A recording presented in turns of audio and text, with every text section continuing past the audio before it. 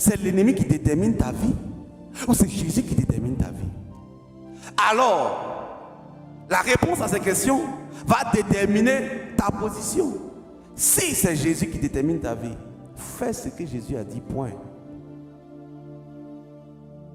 Et quand il parlait, il a dit, va voir les disciples. Va voir les disciples. Allez dire aux disciples et à Pierre.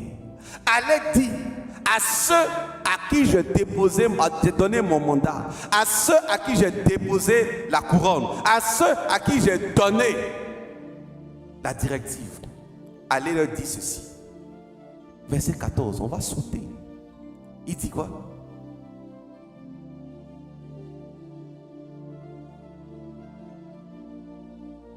Il leur reprocha leur incrédulité. Allez leur dire que je suis là. Croyez. Et ici, il leur reprocha leur incrédulité et la dureté de leur cœur parce qu'ils n'avaient pas cru. Crois-tu en la résurrection de Christ? Parce qu'on peut venir te dire, mais crois-tu? Et si tu n'es pas trop sûr, tout ce que tu as dit, Seigneur, présente-toi à moi.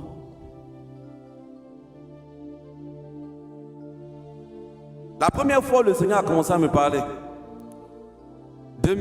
C'était en 2000.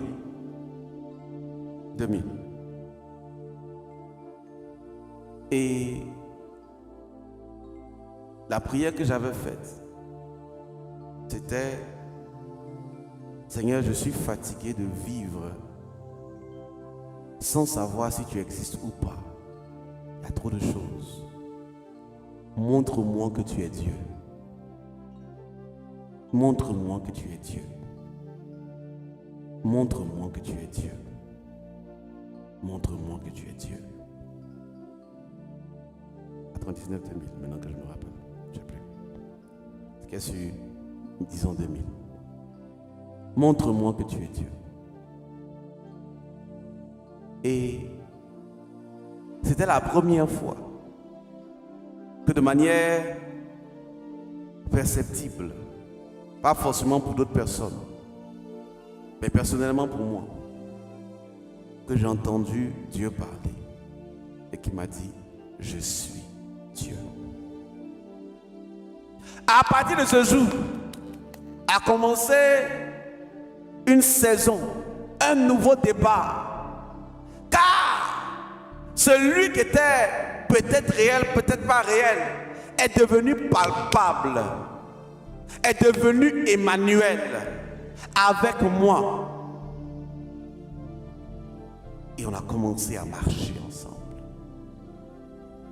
Marcher ensemble ne veut pas dire perfection, mais marcher ensemble parle d'évolution.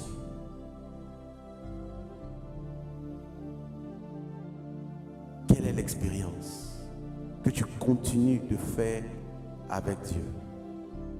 Continues-tu de marcher avec lui? Est-ce que tu marches avec lui? Ou bien tu es resté dans des anciennes révélations? Oh, j'avais entendu sa parole. Mais est-ce que tu continues d'entendre sa parole?